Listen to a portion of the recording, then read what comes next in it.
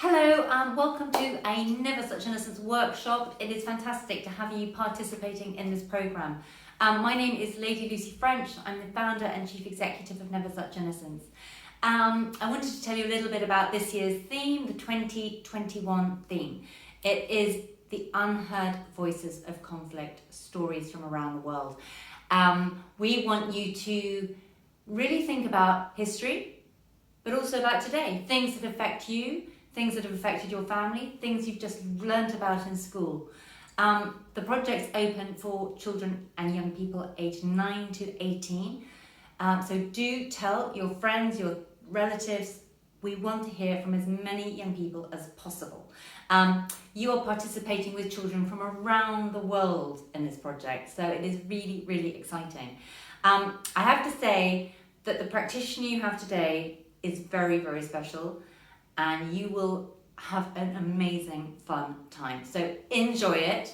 I can't wait to see what you're producing, and good luck. Take care. Bye. Hello there. My name is Carlos, and I hope you have enjoyed that little introduction of my friend. Today's workshop is titled Barcode and Mind Mapping.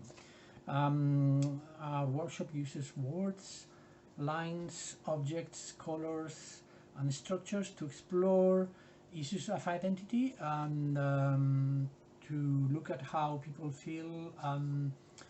What is it that you love? What is it that you fear? What is it that you like? What are you, I don't know, what you don't like? So we're gonna be looking at ourselves a little bit and trying to find out, and then we're gonna try to express it through color and volume. But we could also maybe use this experience to dream, imagine, maybe find answers. So that's all what we're gonna try and do today. The name of the workshop starts with barcode and mind mapping. We all know what a barcode is, I think. We're all familiar with that. Any product you buy in a supermarket will have a barcode, so that when you go through the till, the people know, you know, how much it is and all that stuff. So if I can maybe, okay, let me see. Yeah, so that would be a barcode, for instance. Yeah, and yeah, we're gonna learn more about that later on, and then once we have understood a little bit how barcodes work, we're gonna develop a new concept of barcode that you can apply to yourselves, and then hopefully we can have fun with that, and we will get at the end something that can be used creatively. It's a very simple workshop, and to be honest, to start with, you just need a little bit of white paper, pencil, and rubber if you want, and something as simple as, you know, color pencils. I have here oil pastels that are really nice, and I think for this could be very suitable. But I can also have here, you know, paper in multiple colors. And if you're going to use paper, which we can, and I will show you a little bit about it, then you would also may need a little bit of a glue stick, and then scissors to cut and stick. So that's all that we need for our little workshop. So we're gonna start talking about the anatomy of a barcode, because barcode has a kind of anatomy. So I can show you here a little bit how a barcode works. Yeah, I think you may see that reversed, because that's how font, like a mirror image, yeah, because that's how telephones record things. But anyway, whichever way you can see it, I will explain now, so you don't have to go mad. So yeah, barcodes are split in two main areas. One is the manufacturer code, and the other one is the product code. and then we're gonna try to understand better what that means, and we're gonna try to apply that to ourselves. Yeah. So when we're thinking about the manufacturer code, which is this part of here, the manufacturer would mean whether it's I don't know, it's Coca-Cola, for instance, is a manufacturer, so it's telling you what is the manufacturer. It will tell you which country it's coming from, and it'll tell you things like that. When we look at what would be the product code, we are learning things about the individual product that you're buying. So for instance, in this case, a glue stick, it could be a bigger stick, a smaller stick. It could be, this one is 40 grams, but it could be 100, or it could be, obviously we already learned that there is the manufacturer, but I don't know, there may be different kinds of glue sticks, pink, yellow, blue, whatever. So all those things that are individual characteristics of these products are reflected on that part of the barcode. Yeah. Okay. The other thing that I think is pretty obvious, but we can also talk about it, is that, as you can see, some of the lines that create a barcode, that make up a barcode, are very thin, and some of them are thicker, and that is reflected in numbers. These numbers you can see here not necessarily apply to the bars that you can see at the bottom, but basically the idea would be that a number 1 would be a very thin line, and then number 9, or even a 0, which in this case would be the equivalent of 10, would be a much thicker line. So those are the principles in which we're gonna base our quest. And so when we start talking about the barcode, and we start thinking about ourselves, when we are looking at the manufacturer barcode, what I would like you to think is maybe things like, I mean, what or who made you who you are. So for instance, in my case, as you can tell by my accent probably, I was born in Spain. I didn't choose to be born in Spain, it just happened, and I was born then. I cannot change that, it will always be there, and it was something external that happened to me, and that's how it was. I have a mom and a dad. Again, I didn't choose them, you know, I just happened to be born from them. So if we look at the manufacturer code, thinking about ourselves, we're going to be thinking about things that are given to us that we haven't chosen. I mean, my height is 174. I cannot change that. There will be a debate about, you know, how heavy I am, whether I could be slimmer or fatter, so that's another matter. But as you can see, there are a number of things that are given to us, and we cannot change them, and we're going to try to reflect about that, and that would be our manufacturer code. Yeah. The other part of the barcode is going to be the product code. The product code is something that would refer to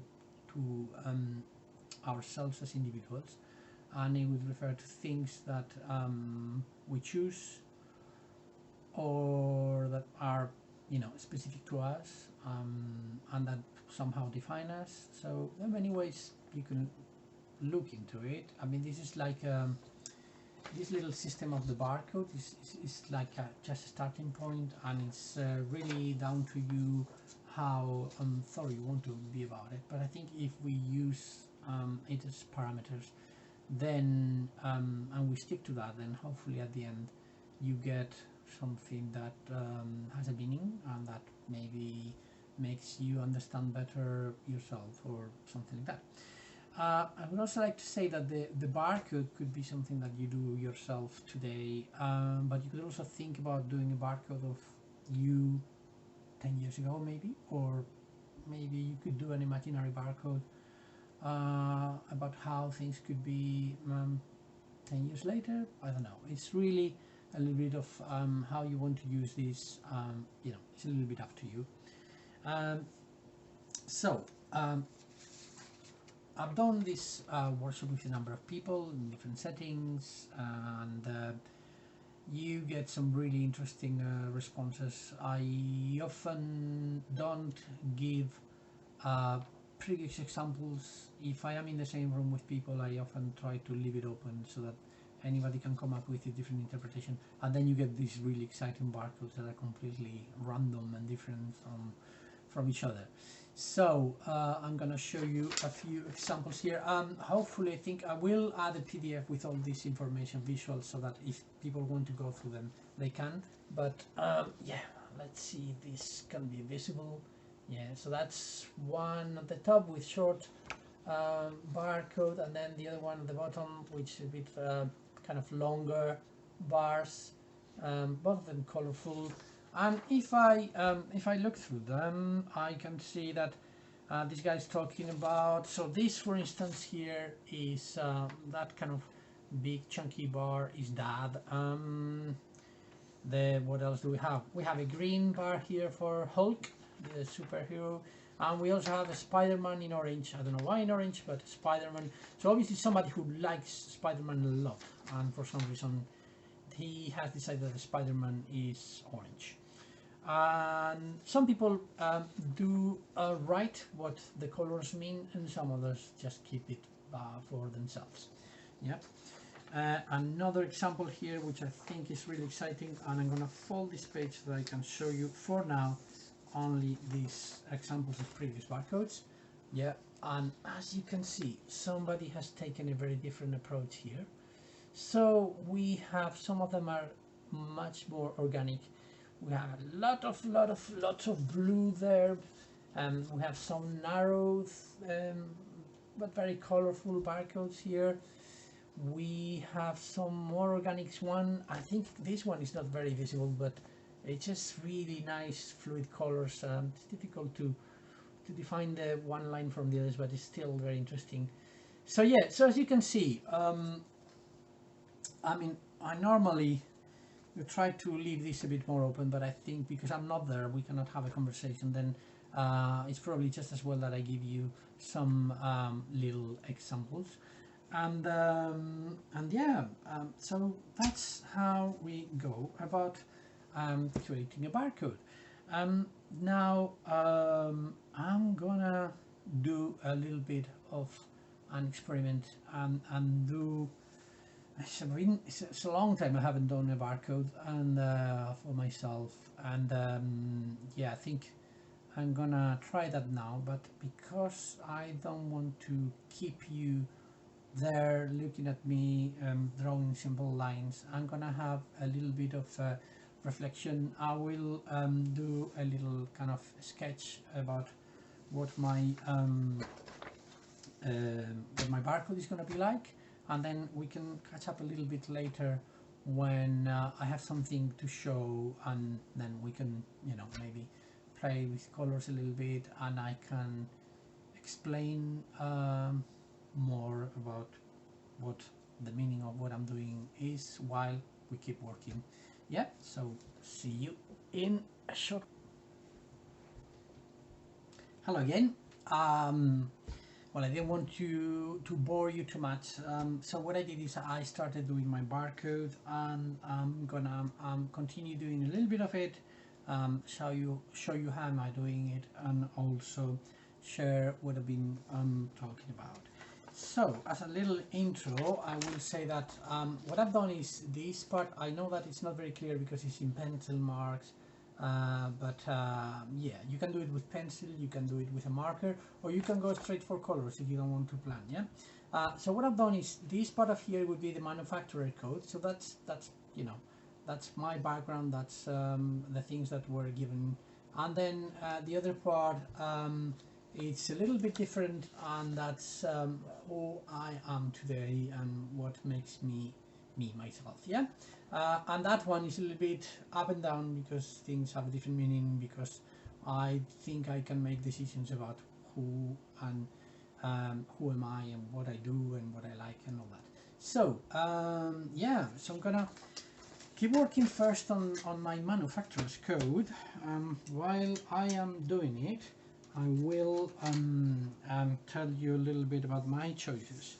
So at the moment what I'm doing is there's these two colors that are together and that basically quite important. They are both very joined together, basically just like one, and that would be my mom and my dad. They were wonderful, both of them.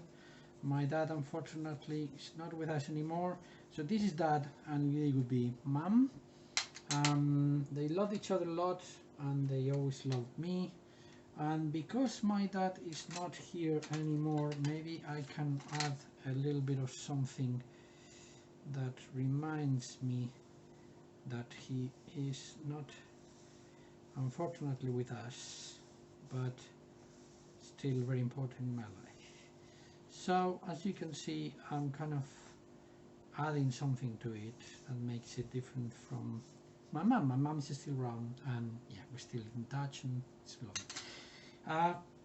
This one here, that was okay, that was something really bad that happened in my teens. I lost someone I really loved. It was my best friend, and I think that made a big impact in my life. So that is there. Then I have also school in a kind of dark blue thin line. I don't think it had a huge impact in my life. I didn't enjoy it particularly. And then I have here countryside landscape. I am very attached to the countryside and my experiences in childhood when I used to go with my friends and with my family in the summer to the countryside. That really made a huge impact in me, and I'm still whenever I can I go back to that original landscape. And then obviously I was born in Spain, and although it's been 22 years that I've been away, that's a long time, isn't it? I still feel that that makes me who I am. People, in spite of all these years, people will still tell me, oh, are you from whether Spain or Italy or something like that? But yeah, I think people can tell that I wasn't born in this country. So so that would be Spain for you with two colors, the colors of the flag, and that would be the manufacturer code for you. Now we're gonna move on to the next bit, which is who you are, the product code. And for that I'm gonna do a little pause again. I'll do a little bit of work and carry on working with you. And in this case we're gonna move on. I'm gonna use a slightly different technique.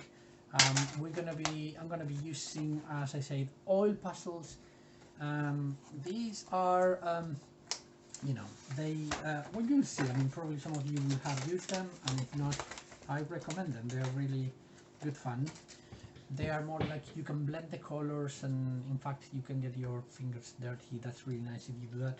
So I'm gonna do a little bit of work on this, and then I'll join you again once that is. Hello again. Here we are. I moved on to the product code, so that's the beginning of me as a product. Okay, and I've been using, as I told you, the oil pastels. So I have art, which is, I mean, all my life, turns around art. And I've done two parts of art. One is light blue, and the other one is pink and green. And that's basically because part of what I do is visual arts, and part of what I do is dance and choreography, and then both part of the same thing for me, but at the same time they're very different. And I'm practicing in front of you this thing of blending, blending with pastels. That is really nice. As you can see, just press hard with your fingers and then bring the colors together, and yeah, you get really amazing transitions, and it says very nice.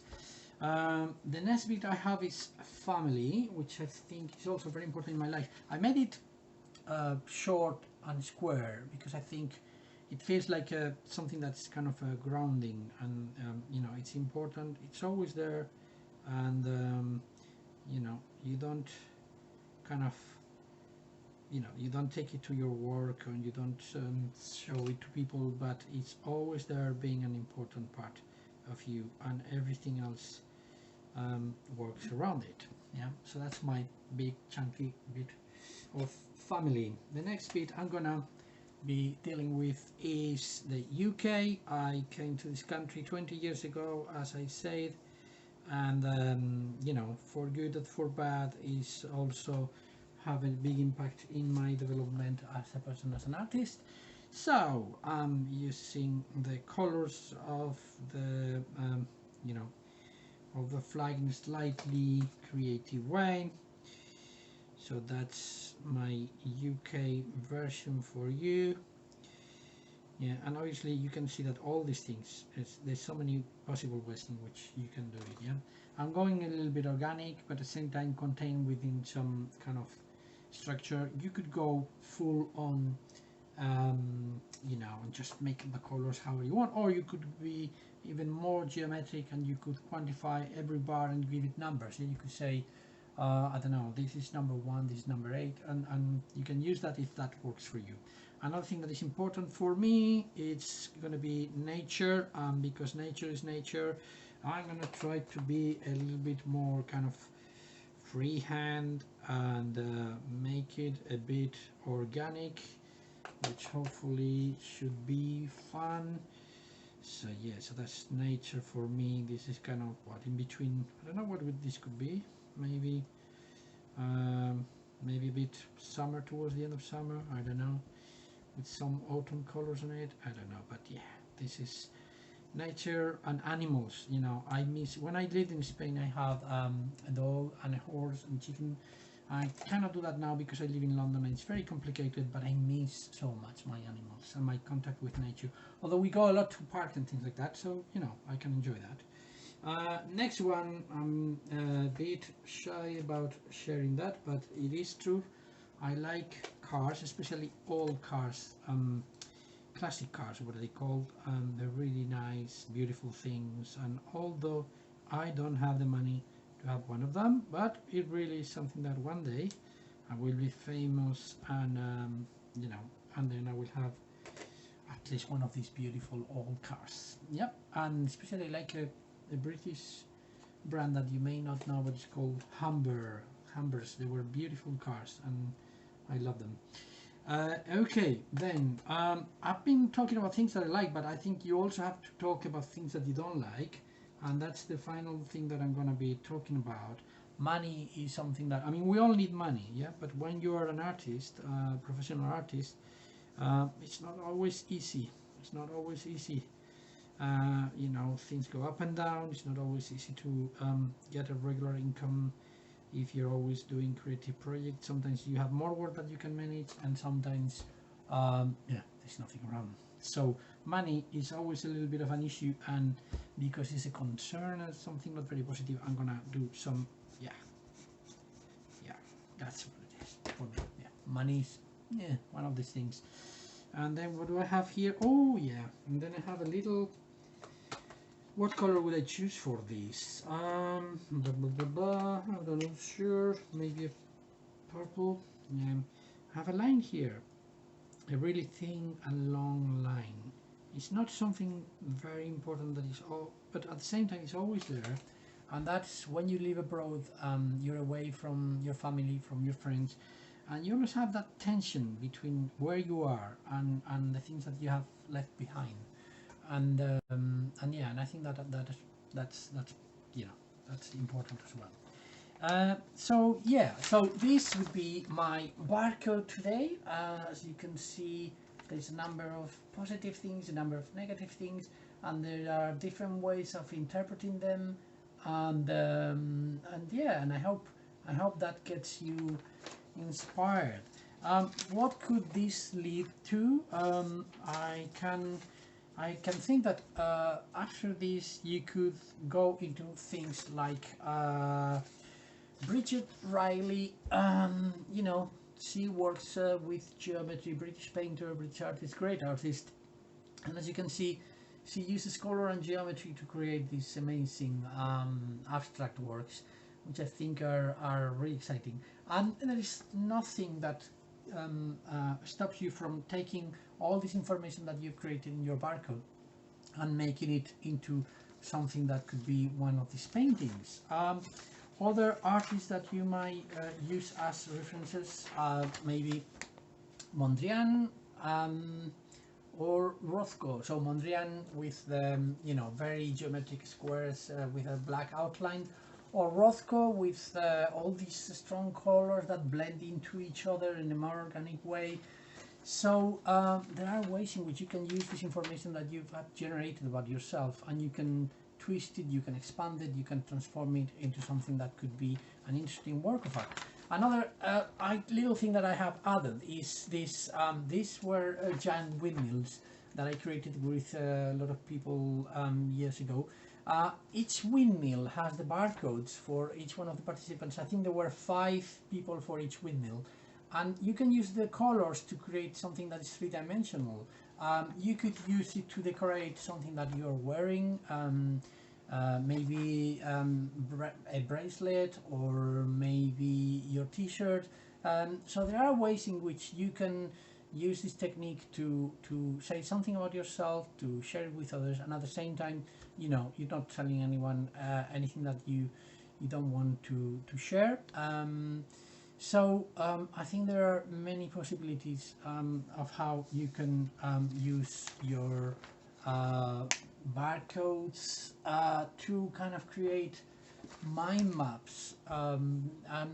You could apply this to things that are, I don't know, maybe just a period of your life, or there are many ways of looking into it, and it's just a matter of thinking, reflecting, and sometimes I think that when you use colors to represent ideas, it's easier to confront certain issues. You can discover things about yourself. So I think that could be a very interesting development for anyone who wants to do a little barcode. And just at the end, I would like to mention this idea that okay, there's a competition that I've been informed that you can join in. The title on the competition, the theme is Unheard Voices of Conflict. And so if you can, again, I will add a link later at the end of the workshop. You will see some links where you can find how to join in. So apparently go to something called Never Such Innocence, and they will provide a sort of introduction section to explain what the competition is about, how to take part, and what it's all about.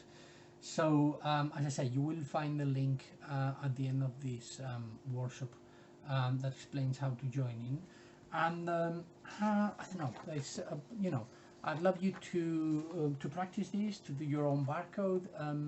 As I said, I only did use pencils and pastels, oil pastels, but there's no reason why. And in fact, it's really beautiful when you do it with, you can do that with papers of different colors if you have them at home, and then it comes very kind of, strong and sharp, and then maybe you can do a little collage or something like that. And yeah, and there's you can do anything you want with this visual information. You can play with those elements, and when you're doing that, although it's an abstract piece and people will not necessarily be able to associate what they see with the ideas that underpin the painting or the artwork, but you obviously aware of what you're saying, why you're saying it, and how you're saying it. And I think this thinking process and this connection between concepts, colors, and abstract shapes and all that is something that will be hopefully really interesting for you. I will help you maybe to grow as an artist, and maybe to find out something about yourself, who you are, what you wear, where you're going to. So I think that's gonna be the end of our workshop today.